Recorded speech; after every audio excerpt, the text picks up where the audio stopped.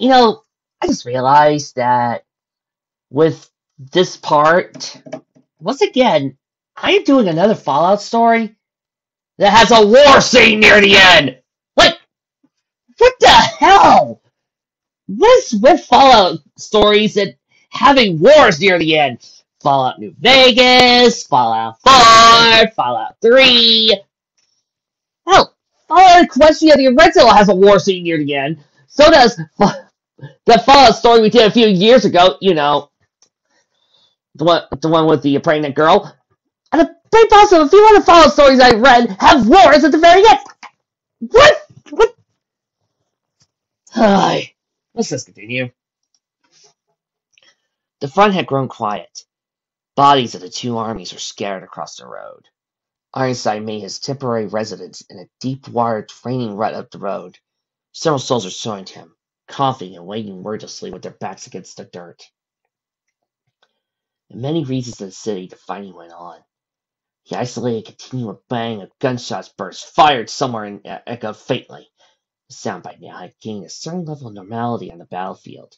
Shots once aimed at them were at first terrifying. However, after a time, the sparking frequency of bullets at the rim of the cover resonated below, nearly meaningless. The distance in the ditch were grim.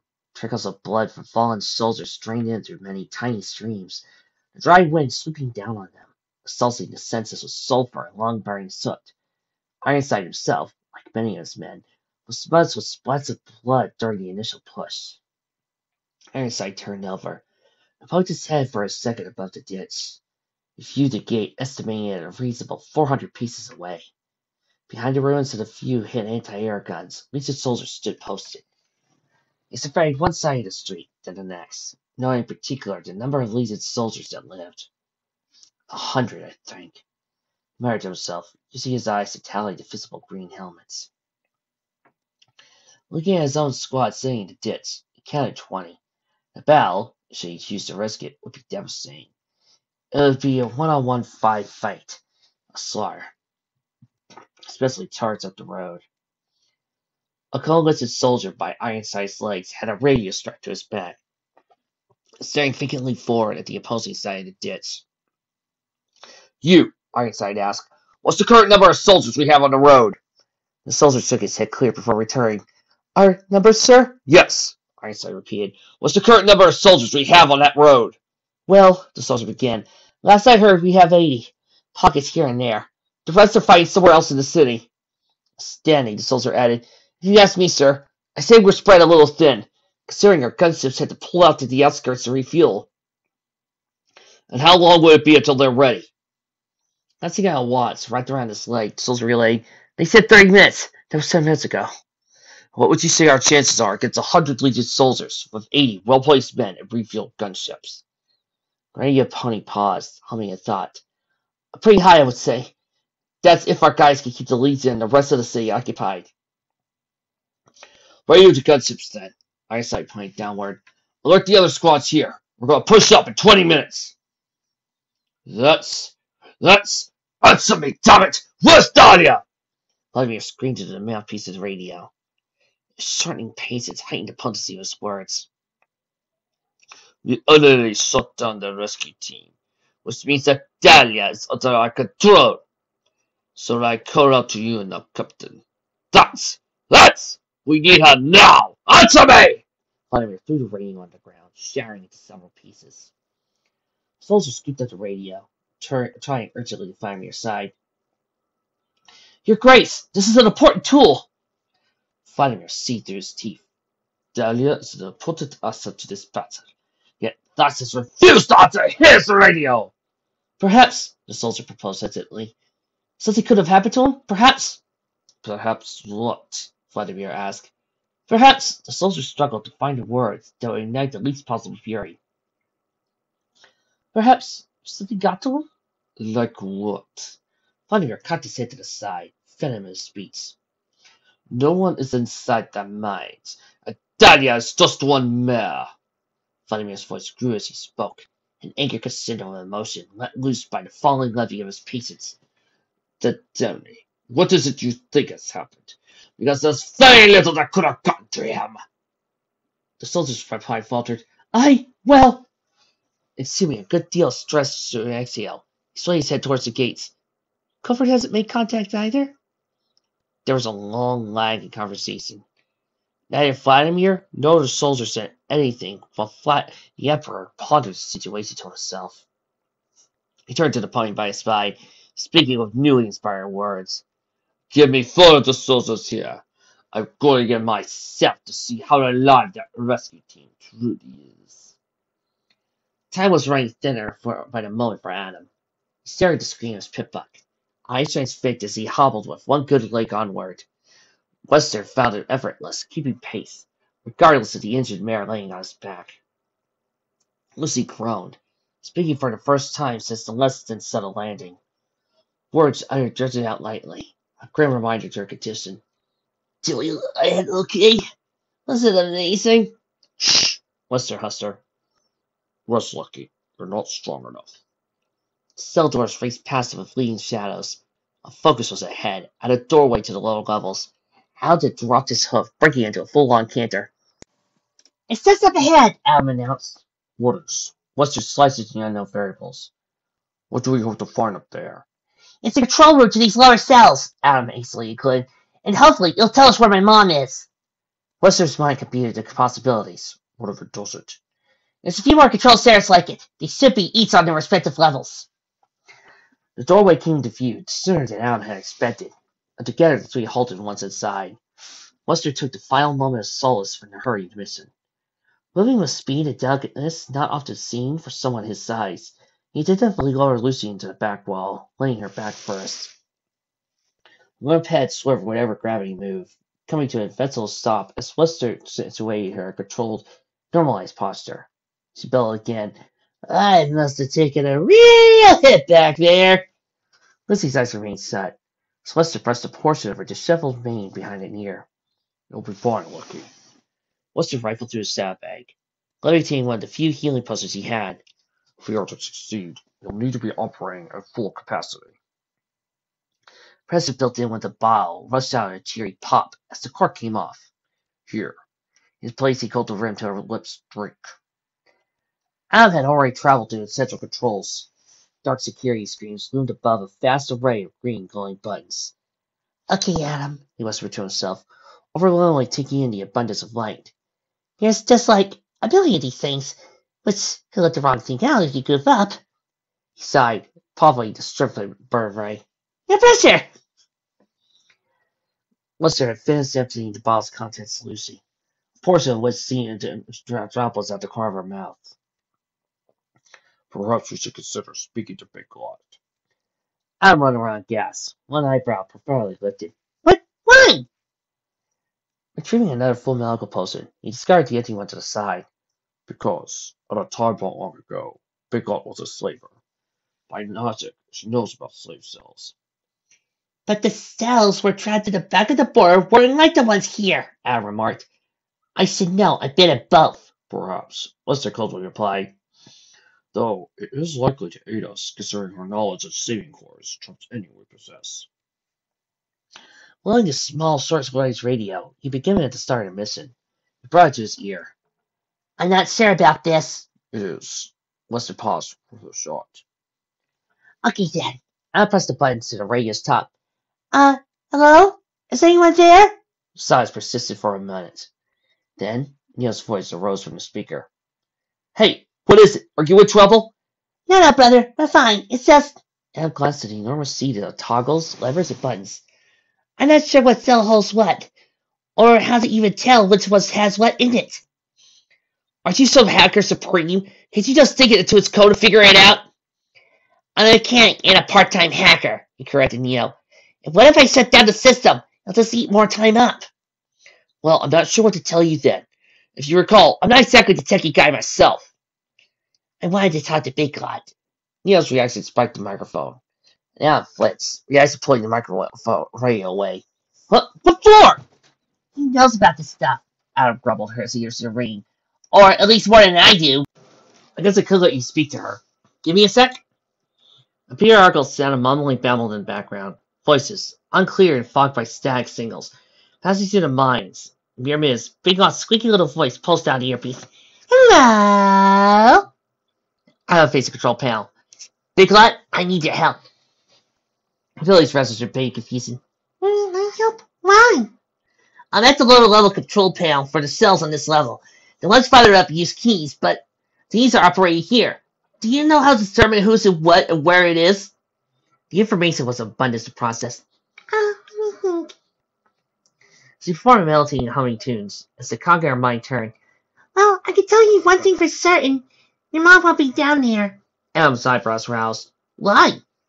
Because my uncle told me if major leagues and fortifications were besieged, they put slaves or servants to the lowest levels to keep safe or under control.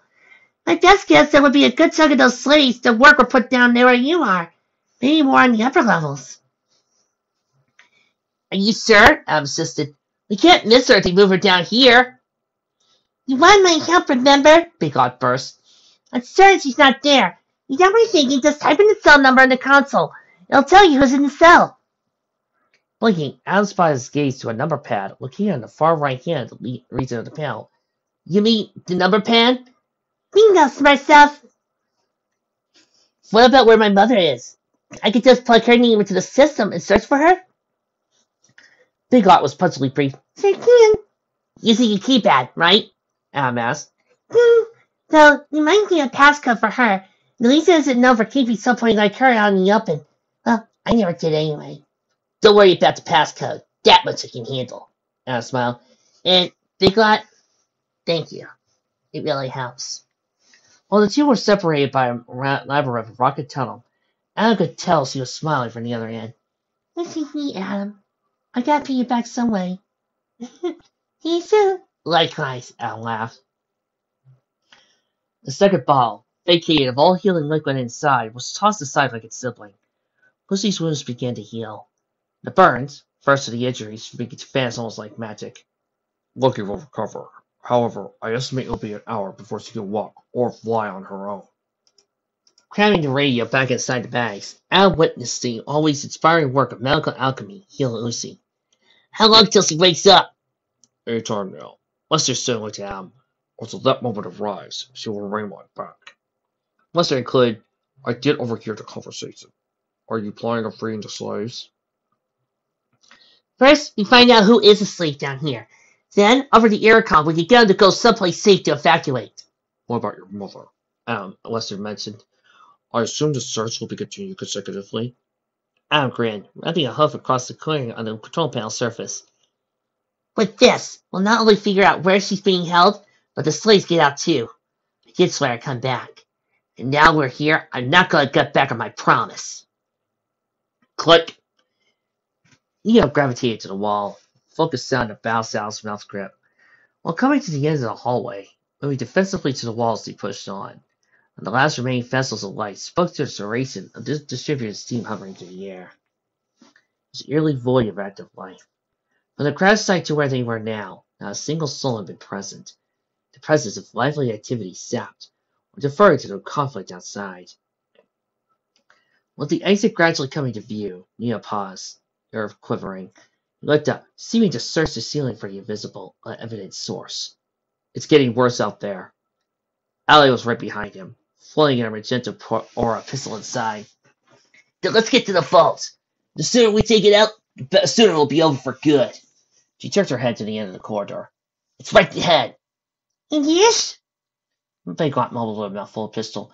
Do you think you're saying we're going to it? Allie answered in a hushed tone. It's likely, though we haven't seen any ponies so far. So, I wouldn't doubt that Vladimir probably stations someone in key places for present protection. We'll have to see. Neo said, continuing to amble onward. The trio allowed their steps to produce little sound. A weak patter-patter stirred under the more loud, revving aches in the mine's pipes. Neo had between the slender doorway frame leading to the vault's entrance chamber. The rest of the following party found themselves against the wall, all of them awaiting the next course of action. Neo sucked in a calming breath of air, peering over the side of the frame. Allie saw his eyes go wide as he stepped out into the open, slowly. There was, lingering overhead, a cloud of uncertainty, while Neo moved into the chamber. Allie and Big Lot played it safe, sticking to the sanctity of the wall. Neil, what is it? Allie shut his advance.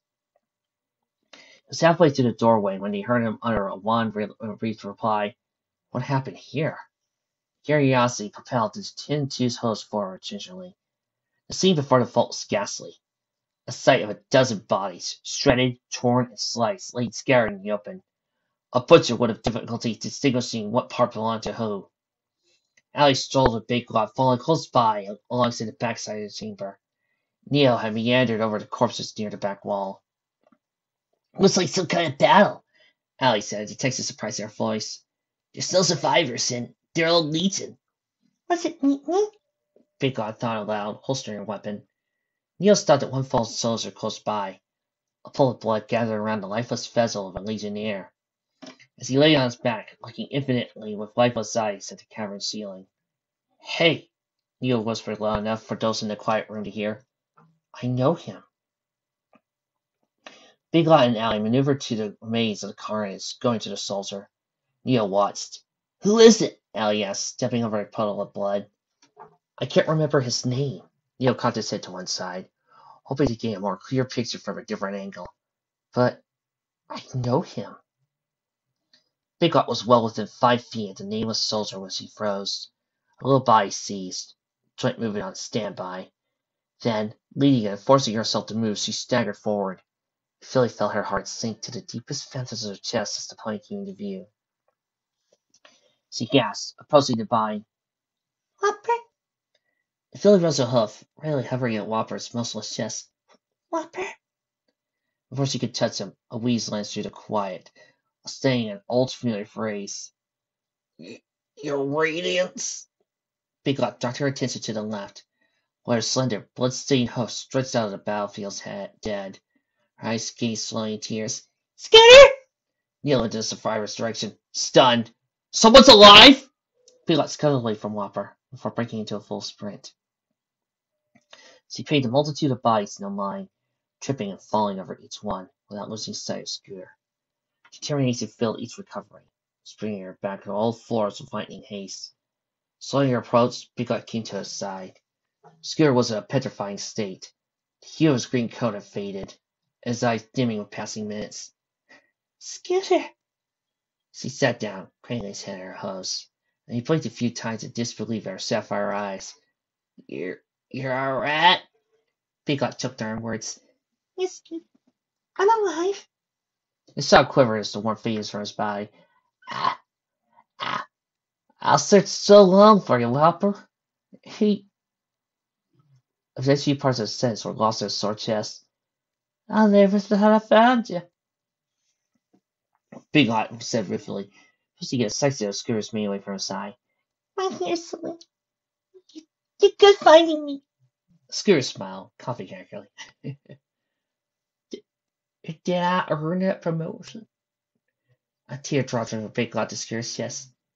Yes, you did. Any position you want. It's yours!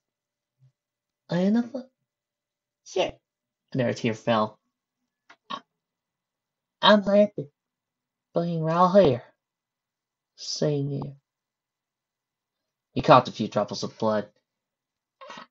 I'm sorry if I didn't do well finding you. No, Scooter.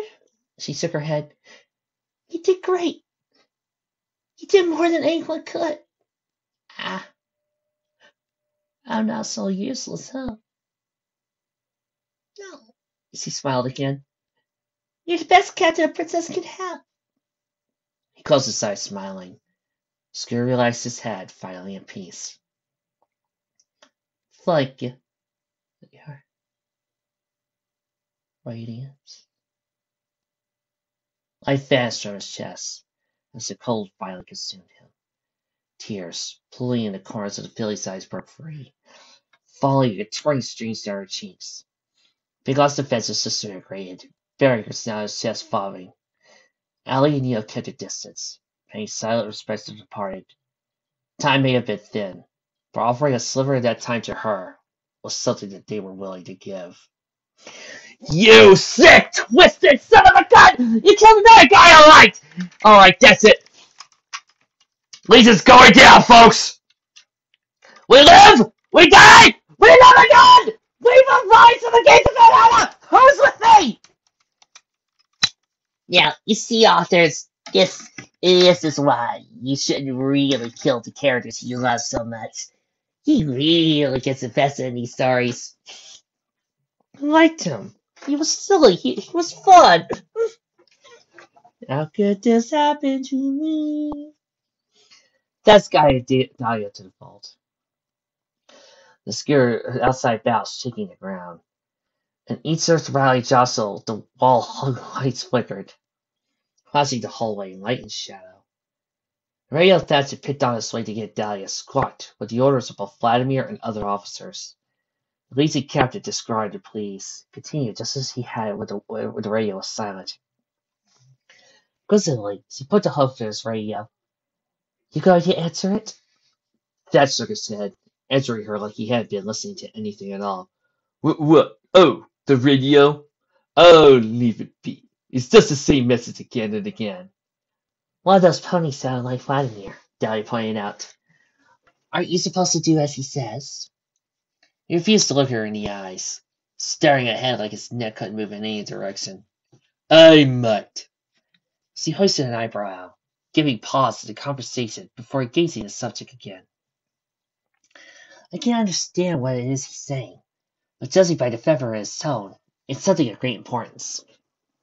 Listen, that snapped like the commerce jaws of Pete and Piranha. I don't have to answer if I don't want to. Didn't I say what would happen if you spoke out of line? I don't think you'll hurt me, Dahlia replied with confidence. At least, not without Vladimir's orders to you. He didn't answer her. You're the only legionnaire I've met who believes that Vladimir isn't wholly there. Surely this concerns you, does it not? Thatcher's jaw slacked. His mouth opened for words to be said, though nothing came out. He breathed for a moment, the rejuvenating air nestling a faint trace of newfound energy in his chest. I've just recently been having my doubts. The sincerity in his words was profound. When he arrived at the mines, I noticed his health. Since the Legion was run by him, he always had a headache or two, coughing now and again. Nothing to worry about. His attitude and the fire in his eyes, it was always the same. Since he's been here, I've seen him something as I have. The spark of who or what he was vanished. Poof! I don't even know why. You're scared of the new him? Dahlia asked. Any ear listening to him could catch a nervous fiber in his reply. He's our leader, one of the most powerful unicorns I've ever seen. Yes, many of us do fear him. But are you scared of him? Are you frightened by whatever it is playing Vladimir? That's paused in the middle of the room, with a door at every wall. It acted as a junction did. 4 pathways to go. I suppose so, yes. Then help me, Dahlia insisted earnestly. We can take Vladimir and get him the help he needs.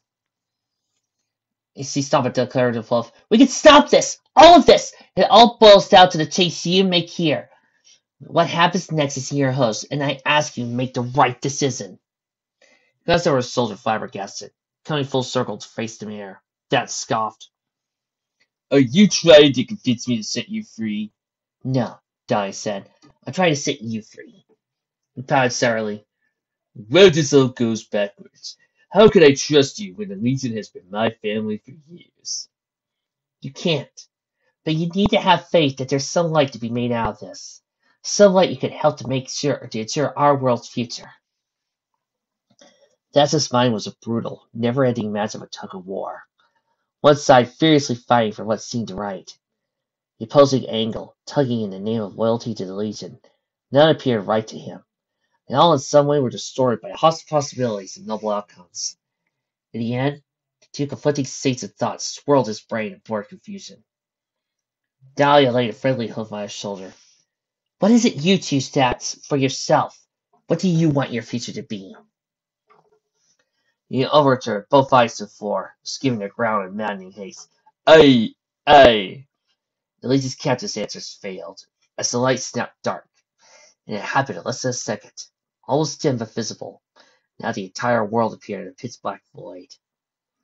Dahlia's eyes wandered in darkness, only for a certain direction being found beneath her hose. 4 doors, which led to where?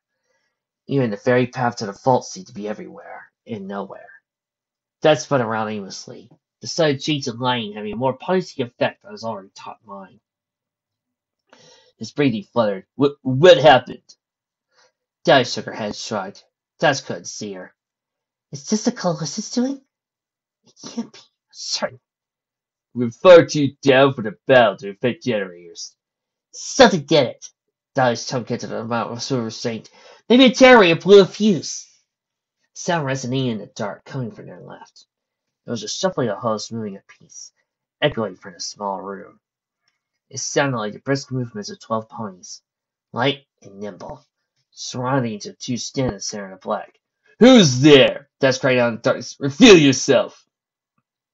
Thence, as Penny investigated and a dozen circling and paused.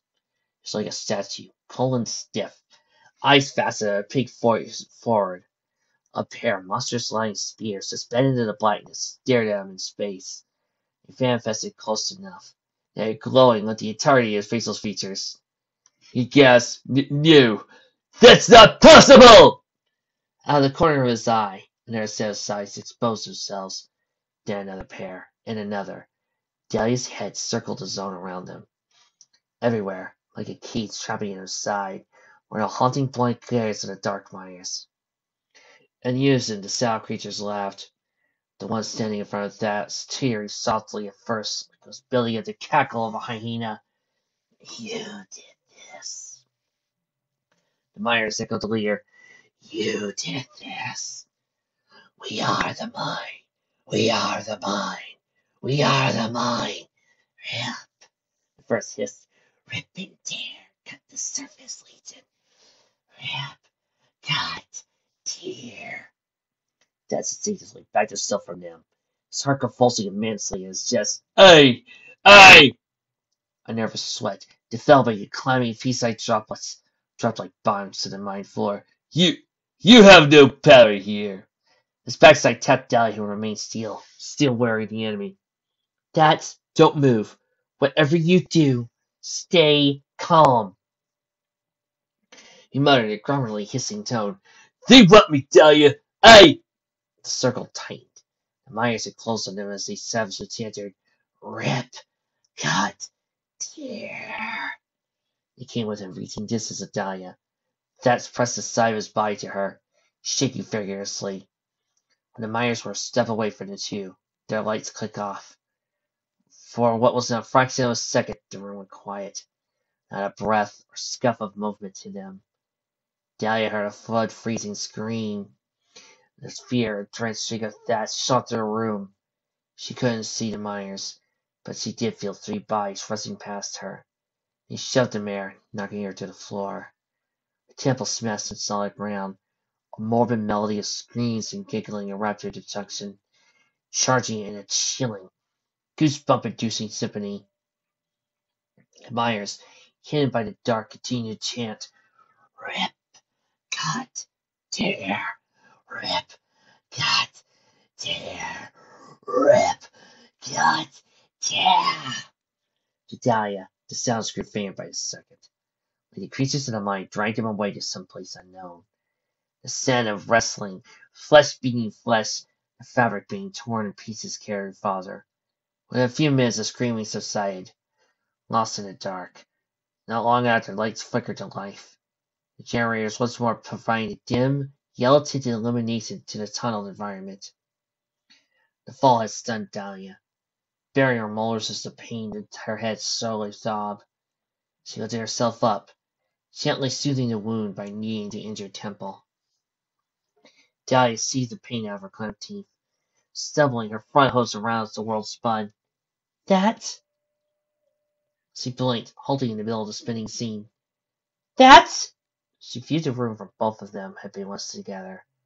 Aside from a few blood-soaked fragments of a torn Legion uniform, that was gone, taken by the miners to be dealt with. Dahlia's next air raised and was tense in urgency. That! She looked at the select segment of chain link strung on the floor. Dahlia was, despite what happened, free. Letting the chain loose in her hooves, she gasped, He's. Dahlia held her breath. sealing what she wanted to say. I can't stay here. Sealing the extra length between her shoulder. Dahlia sighed, collecting herself. Okay, I need to move on. But where? Into the fourth door opposite Self Promise. But the Dark Miners could have easily chosen any of them. She sucked in as much breath as her chest would expand, letting all out a determined snort. Dahlia muttered to herself, I guess there's just one place I could go! Yeah, I don't mind that's dying as much. You guys have fun. Understood. Eyes larger than the plates of the scene before him. It was Dahlia's sail. No one sighed. His mind swarmed in a miry mess of confusion. I don't understand. Wester walked past the cell bars, scanning the machine living space for evidence of life. He just reached the right wall, turning to face Adam. It was possible she was there. However, recently, they may have moved her after our crash. Lucy's legs and head dangling on the sides of Wester's back groaned. Where were we? How good was that landing? She attempted to raise her head, shaking like an autumn leaf, but the pain seared muscles in her neck, and again the Pegasus returned to a flaccid, immobile state. Damn. Still out confessing, I guess. Wester put a hoof to his breather. Shh. Lucky. Remain stationary. You are not yet fully recovered. Heh. Lucy half angrily. I'm getting there, big fella. Don't you worry. Adam came to the cell door, prodding at it. The hinges croaked. He felt the loose hinges tap the door frame. Until Lucy's better, we're going to have to try looking for her again. He looked over his shoulder at Wester. Let's say for a moment they did move her. Take into account they need someplace safe to hold her. Where do you think the Legion puts relocating prisoners in a mine? Especially ones as important as my mom. Wester shrugged, clumsily shaking his armored head. I'm not too familiar with the Dark Mines, so I couldn't accurately provide a statement on the topic. But Adam turned to facially speak to him. Hypothetically, where do you think they go? Lucy's husky, pain-letting voice spoke faster than Wester could answer. Hello, the vault. Adam's eyebrows rose. The vault? As in, the vault for Ironhammer? Yeah, Lucy paused to let out a few coughs. Well, every place would need protection. She needs to be protected, right? Lucy is correct, Wester agreed. Over the course of our mission here, there's been little evidence of major activity. It's likely she's being held in the safest, most heavily fortified section of the mine. I could call my brother, Adam recommended. Then he's seen or heard of her being moved there. It's possible, Wester said. Adam said to Lucy, how long do you think it'll be before you'll be able to walk? We're going to need all the help we can get moving into the vault. Lucy picked her head up, straining and shuddering just as before. Then collapsing back on a tired humph, she replied, Can't say. My head's moving easier, and I'm awake for the most part, so soon maybe? We'll just have to keep an eye on your recovery, Adam started to the door. For now, let's see how this sound theory really is. The change Dahlia wore at last began taking their toll on her spirit. In the beginning, they weighed no more than a few pounds, thus he dragged through the hallway after hallway, fearing it's a labyrinth of similar tunnelways did the atmosphere weigh. Like the chains he dragged, her mind grew dull. Glazed doubt that lapped over the mayor's will. Doubts to get out, or the luckiest chance to find the vault. She went off memory, calculating based on the initial pathway that's been leading her. On her journey alone, she had passed numerous doors, opened and not. Those open were devoid of life. Dahlia was the number one prisoner in the mine. Not a soul patrolled the hallways. Despite restricting the distance she could step, the chains had an almost teary jingle to them. The rattling would, like her ever-numbing optimism, be lost in the heavy footsteps hauntingly traveled through the corridors. Ahead of her was a normal doorway, leading to some massive chamber. Like all the others, she passed it, entering a new room, compared to many of the mining pits.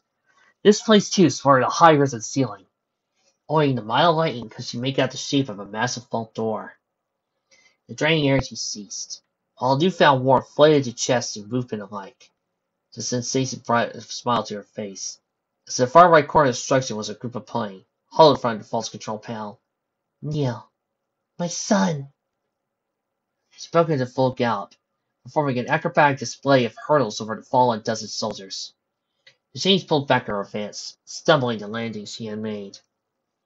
Combination of rustling chains and hoofs, a rapid step drew their attention. Upon seeing his mother, he let go of the controls, stepping back from the panel. But Mom! Dally had made excellent speed, regardless of the chain's opposing force. She didn't come to a stop or break her pace. Rather, the mother came at full speed, embracing Neo in a gripping hug. Neo was the cushion to absorb her speed, sending him back a few steps. The power armor sucked in a constricting wrap, giving him the pace to breathe. She buried her nose into his neck. Oh, my boy, my sweet child, you're alive! Kissing him on the cheek, Neo returned to gesture, save for the tightness. You're looking well too, Mom. Allie noted the chain strapped to her forelegs and neck. How did you escape? Slowing at her son, Dahlia pulled her head away to respond. Well, her eyes grew gray and mournful. That. He was leaving me here when a pack of dark miners showed up.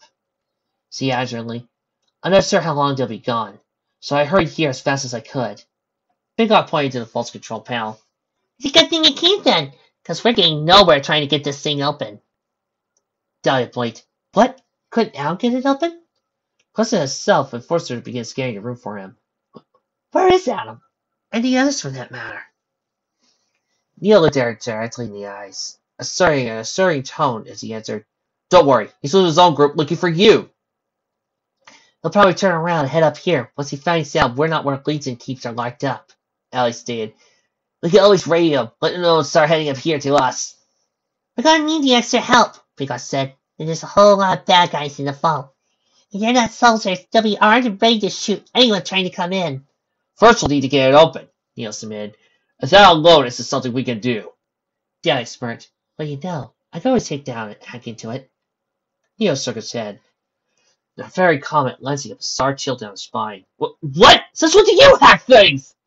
She chuckled, accompanying with a quirky, raising her eyebrow. Don't think Al just learned all of what he knows on his own, do you? I was young and cool too at one time, son. I would like to note that you have now entered into the last part of the game. Would you like to save your progress here before all shit blows up? Yes, thank you. Now, to continue on with our sorting. Adam could murmur a phrase, barely passable for a breath. It's open. Wester was deadly silent, standing beside Al, witnessing the vault door to Iron Hammer open.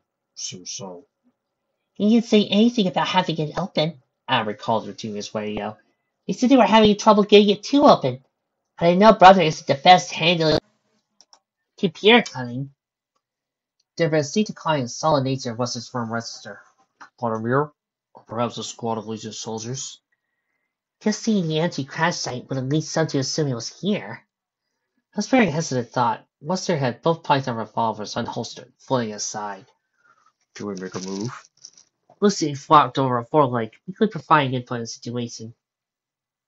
You know, I'm really feeling understanding now. I can help you guys in case someone's there. Letting the host slide, she moved freely away. Lucy nodded. Alright, that's just a food for thought. Adam didn't earn a degree in physical medicine, but less than careful examination of Lucy did little aid to nerves. A tickle, more akin to a prick the longer it lasted, pecked at the back of his restless, thinking mind. He's still pretty weak. We should take it slow, just for a little while longer. Lucy pouted. Fine. I'll go rebel then. Lester! Sue commanded sharply. Help me stand up. Lucy, he said, response stilted. I'm not. Do it, boy!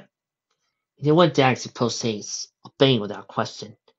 Aaron intervened, feeling a service sinking in his gut as Wester rolled her off his back. Lucy, we really Sue. Do it now! She standing on all four hooves, legs bent sinking. I'm already up! The Pegasus elevated herself, strengthening her legs. Lester, like the guardian it was, slipped to Lucy's aid, snatching one of the mare's forelegs to wrap around his neck. Lucy put the full amount of her weight on him, feeling like she had bones made of brown glass.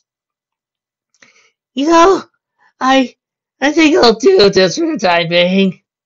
At least till I get my land legs back. She answered her low grunt. Irritating picking riveted out his mind.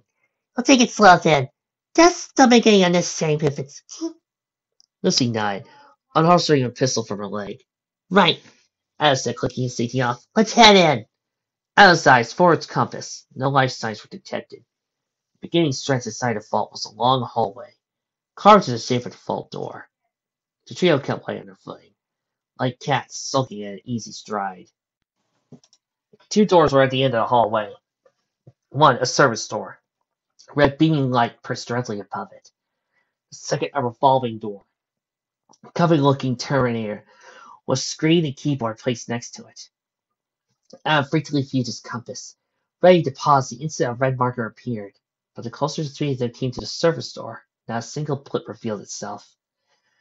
As they came within a few steps distance of the service entrance, Adam took the lead. He gets himself to the door, Wester following in from behind. Inspecting the compass for a third time, no lights highlighted an enemy presence on either side. The compass hadn't been wrong yet. There was no reason to deny it now. It was focused onto the door handle, it telekinetically turned and gently pushed open. The service door opened to Iron Hammer's maintenance controls. A smell suffused the room. A homely odor of clean polished steel. A cold, refrigerated breeze gushed out of the vent of her head, adding a stark contrast to the human mind. It was a long, white steel room, the left wall cluttered with computer towers of various heights and widths. The opposite side of the operations center had a control panel. Nearly a dozen seats sat at the control panel spread from the far end of the room to the other. Above was a window, matching the control panel in length, overlooking the missile chamber inside. The electronic chirps and buzz of busy machines computing at advanced levels excited the atmosphere. Blood painted the floor bright red splashes, like an artist had taken buckets of their favorite color and tossed it at a clean blank canvas. The bodily fluids belonged to 5 bodies. Lazy officers with pistols flung out in seemingly random places. What happened here? Adam awed. Western motioned his head to the revolving door outside. Let's go into the chamber. Whatever killed them wouldn't be this far away. Adam didn't have much to say on the slaughtered soldiers, and he went after Wester outside and out to the revolving door. On the retaining door's control panel, a green light glowed like a beacon. Where below it presented the terminal screen was the standard Stable-Tech lacquer-colored font. Commands surprisingly had been imputed into it. For now, the selection box highlighted the word open. Wester towed Lucy towards the operating door, stopping right in front of it. Should we go inside?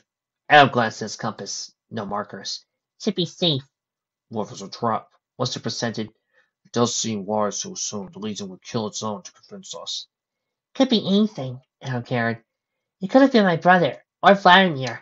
Whichever one it is, we'll never know unless we step through that door. Wester cocked back the hammers of both Python revolvers. I'm ready for anything. I got sats rank just in case, Adam added. So let's set for whatever's in there. Unless there's something to my brother, of all things.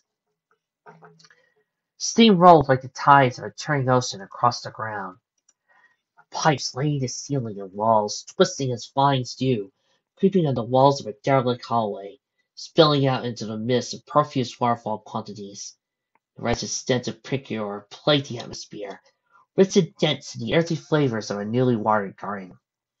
Lamps dangling from the ceiling cast spotlights, pillars of light, isolated in the mist, spanning into the hallway's end. Wester and Al moved onward, the compass yielding no indications of an enemy nearby. Instead, another kind of marker came into being.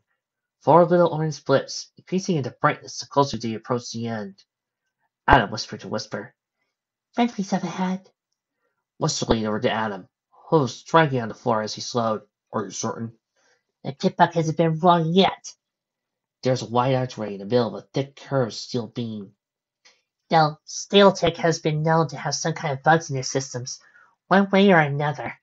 Let's assume the worst. Wester lifted a revolver to eye level. He passed through the mouth of Iron Hammer's chamber. A gargantuan rotunda cried meticulously out of the underground rock. A slender bridge was above, a myriad of pipes, unfurled like a mass of black thread chaotically intertwined beneath it, leading the pedestal to Iron Hammer rested on. The bridge raced to a wide rectangular control space over the pipes. Even then, the control point was 300 feet from wherever operated the missile there. In the distance, traversing the creaking supports feebly and elevating the walkway up, the mysterious source of the blips could be seen. 4 points, and as he got to the 4 markers on Adam's compass, standing at the widest, largest series of buttons and levers Adam had ever seen on a lone control pad. It alone had a widespread width of 20 ponies, closely accompanied by screens and dials with twisting needles and everything into the upper portion of the panel. Enigmatic ponies had their backs turned to the two of them, concealing their facial features. But Adam noticed the armor, and he could spot the long midnight mane and white dusted coat anywhere. Neil was at the panel, among his team's task in stopping the weapon. Adam broke into a mild trot. A hefty sum of evaporating stress slowed his soldiers. Brother! His words echoed clearly through the doomed ceiling. Neo turned to face his brother, and a smile awaiting him. Adam, you made it! Lester, having to act as Lucy's crutch, wallowed behind her and behind Adam. Upon seeing the rest of his friends, Lester holstered the two beastly pistols. Dahlia, who had been flipping a number of controls, stopped all just to hug her son. The two embraced each other like powerful magnets, unable to be pulled apart. Adam's smile widened, feeling the soft, tender warmth of his mother.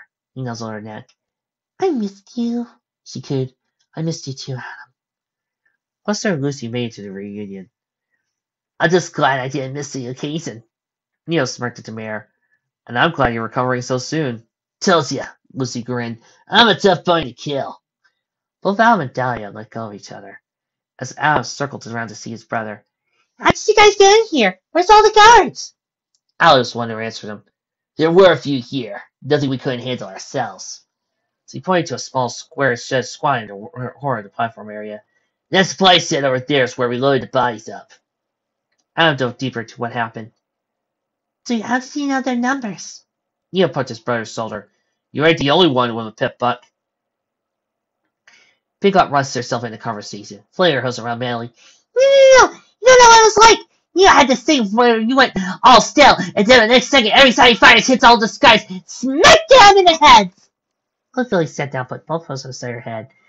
Dizzy stimulated, booming headshots with her hose, and a charismatic whoosh sound spreading him all away from her. Like that!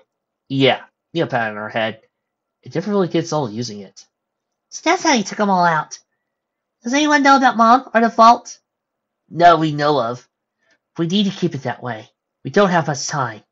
She jerked the side of her head to a corner of the center panel. That there is how long we have to disarm the thing. The counter ticked away, chopping down milliseconds and seconds faster by the instant. The deadline for the automated launch was set to have to be in 1 hour. Adam whistled, wiping his brow. It's a good thing we have an hour then. Then we get this thing offline before then. The first 4 beamings expressed and faded. Adam felt low as he retreated in relief. She laughed. We can do it before then, right? I might be able to do it, Dahlia responded.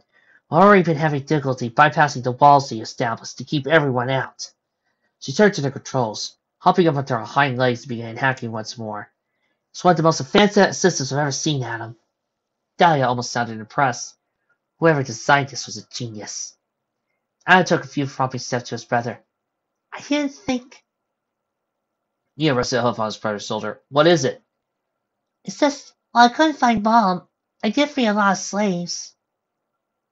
So? Neo nuzzled playfully. Is that a good thing? Adam shook his head, correcting himself. No, it is. Since I'm not sure I could get them out in time. Neo poked around for information. Where are they? Do you remember where he escaped? Yeah, I do. That old shaft that leads to the outskirts, right? Tell them to meet there. Start clearing it out. I was thinking I could help them out. Maybe take on too. As gaze turned to the missing minutes ticking away on the counter. On a time limit, I'm not sure we can. You wouldn't have enough time to escape. Neo roused spirits with a hearty voice. Hey, who's saying we can't? He pulled his brother in close, compressing out to his side. We could do that in half the time. Daddy stared at the panel planishly, so as he was considering it. Can you assure me you'll be back as soon as possible? The word sure crossed a boundary of promise Neo couldn't answer easily. They were in the belly of the beast. Anything could be possible. He sighed. I promise, Mom. We'll be back quicker than a bullet. She twisted a few knobs on the control, smiling dearly. I guess I'm not going to stop you now. Go on, boys. Save them.